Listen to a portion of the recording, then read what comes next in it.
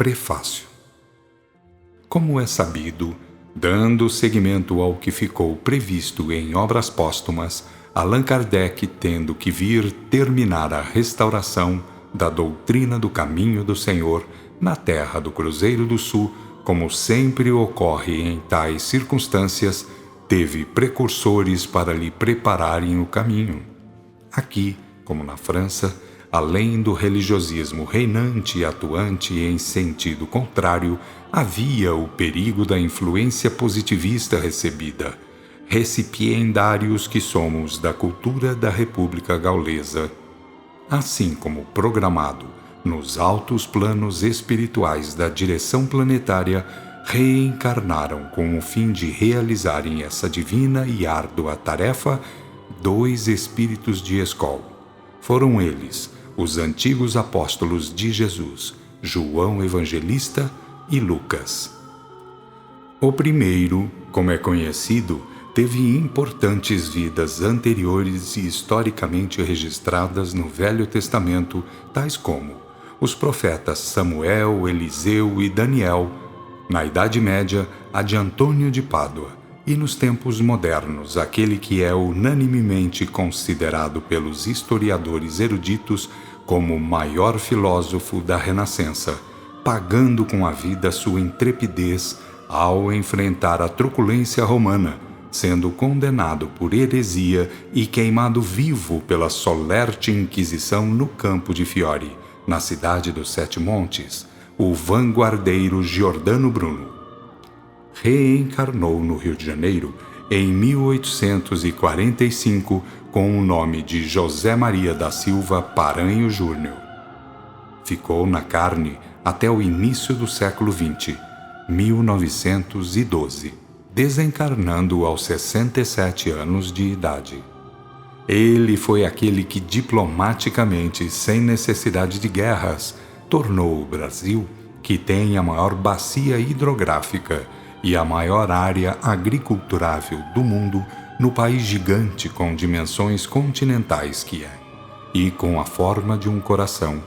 Suas atividades na diplomacia ficaram sobejamente conhecidas, vez que com sua reconhecida cultura, habilidade e competência solucionou pacificamente várias questões limites do Brasil com outros países, tendo em 1888, merecidamente como reconhecimento pelos relevantes serviços prestados, recebido o título de Barão do Rio Branco.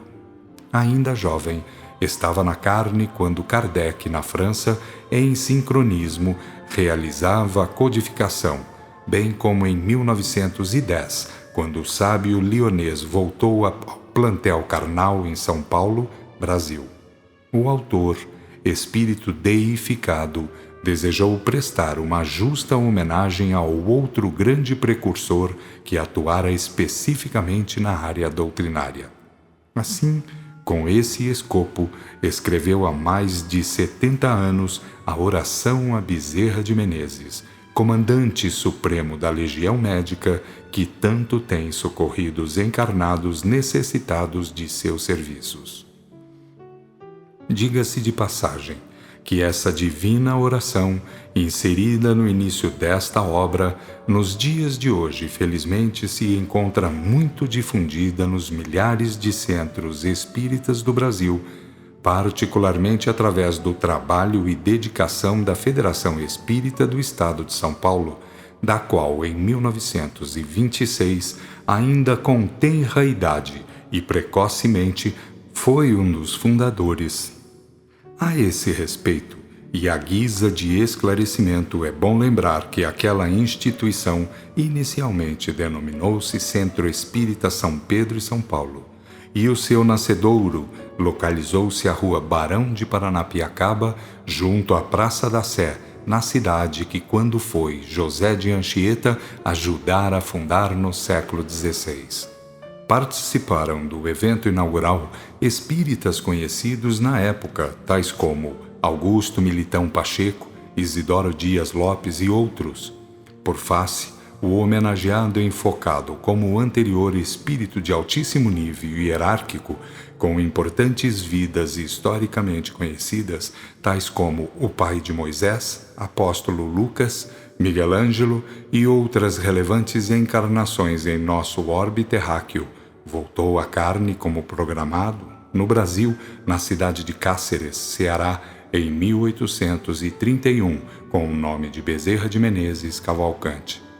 Como brilhantemente relata o insigne escritor Silvio Brito Soares em seu consagrado livro Vida e Obra de Bezerra de Menezes, editora FEB, tornou-se um médico de escola no Rio de Janeiro. Inteligente, ilustrado, ativo e honestíssimo, tornou-se conhecido no país e fora dele por sua despreocupação em acumular bens. Dotado de excelentes dons mediúnicos, foi um dos grandes batalhadores da consolidação do espiritismo no Rio de Janeiro, daí o cognome Kardec brasileiro. Tal como o sábio de Lyon, tão logo chegara a hora de iniciar o trabalho em prol do espiritismo, abandonou todas as posições que lhe davam prestígio, honrarias, poder e dinheiro, para ser novamente um apóstolo da verdade e dedicar-se inteiramente à doutrina espírita. Analogamente ao que ocorreu com Kardec, enfrentou não só críticas mordazes, torpes insultos e o desprezo de altas personalidades da época, como também ao ridículo a que foi exposto, mas com segurança e altivez manteve-se sempre calmo, sereno, dedicado e respeitoso em suas atitudes. Era dotado de grande cultura no tocante à filosofia, ciência, literatura e à história dos povos. Escrevendo através do pseudônimo Max, adotado para suas atividades jornalísticas, ficaram famosos no final do século XIX seus escritos dirigidos ao autor do projeto do Código Penal da República, Batista Pereira, que enquadrava algumas práticas espíritas como crime, e ao Papa Leão XIII, criticando sua encíclica sobre o materialismo, anotando-lhe várias falhas filosóficas. Como médico, jamais deixou de prestar seus serviços profissionais, fosse a quem fosse. Ficou conhecido como médico dos pobres.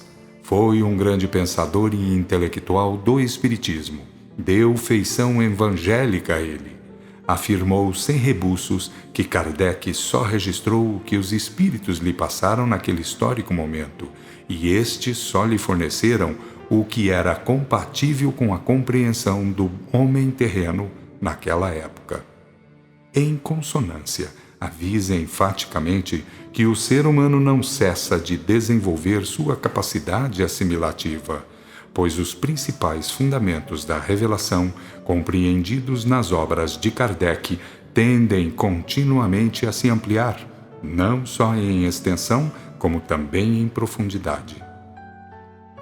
Após um ataque congestivo que o levou ao leito por 4 meses de sofrimentos atrozes, desencarnou paupérrimo em 11 de abril de 1900, faltando-lhe para sobreviver até mesmo remédios e alimentação. Ironicamente, ele que fora anteriormente acusado de desonesto e até de ladrão por seus detratores. A despeito de tudo, legou-nos mais uma dezena de excelentes obras escritas. Logo depois de seu desencarne, transmitiu através de médiuns várias luminosas e esclarecedoras mensagens. Pelas notícias brevemente alinhavadas e relatadas, pode-se claramente notar que há um aspecto verdadeiro, denominador comum, entre os dois notáveis espíritos, Kardec e Bezerra de Menezes. Para realizarem suas respectivas missões, enfrentaram opositores ferrenhos em épocas próximas tanto na França como no Brasil, dentro e fora do espiritismo. Ambos sábios, nos momentos cruciais, souberam agir com serenidade, paciência, renúncia e perseverança, virtudes divinas sem as quais não teriam conseguido atingir seus objetivos colimados, e souberam, com dignidade e altivez, colocarem-se em seus respectivos lugares, não descendo ao nível inferior de seus algozes, para não se igualarem a eles. Como se pode facilmente observar, o início desta obra foi dedicado ao Kardec brasileiro através da mencionada divina, maravilhosa e luminosa oração, felizmente já bem disseminada e lida na maioria dos centros espíritas do país e de boa parte dos que utilizam a língua portuguesa. Sem dúvida alguma, pelo seu conteúdo, ela por si só vale por um livro, face aos ensinamentos e benefícios que, concretamente, já trouxe aos milhares de encarnados necessitados de seu auxílio. Na parte seguinte, narra fatos em que uma senhora viúva, Séfora, antiga professora, tornando-se administradora de uma fazenda, juntamente com mais 2 irmãos, sem o saber, muito médio e vidente, julgando estar tendo alucinações ao invés de visões e de vários fenômenos espirituais ocorridos no local. Após tentar de tudo, junto à medicina terrena, acabou por se convencer de sua mediunidade e passou a trabalhar com o instrumento que Deus lhe deu, pondo-o a serviço do próximo. No decorrer da narrativa, depois de vários ensinamentos importantes, culmina em verdadeira apoteose em um extrato doutrinário. Nele, o divino autor, com a mestria, concisão e clareza que lhe são peculiares, aborda assuntos relevantes, alertando-se para o ineditismo de alguns temas, jamais abordados em outras de suas obras conhecidas, tais como necessidade e dor, o trabalho, amor e bondade e os 10 mandamentos. Enfim, é livro para quem deseja meditar e aprofundar-se nos mais importantes e fundamentais temas da doutrina pura. Fiat Lux. Euseário Sampaio Alves.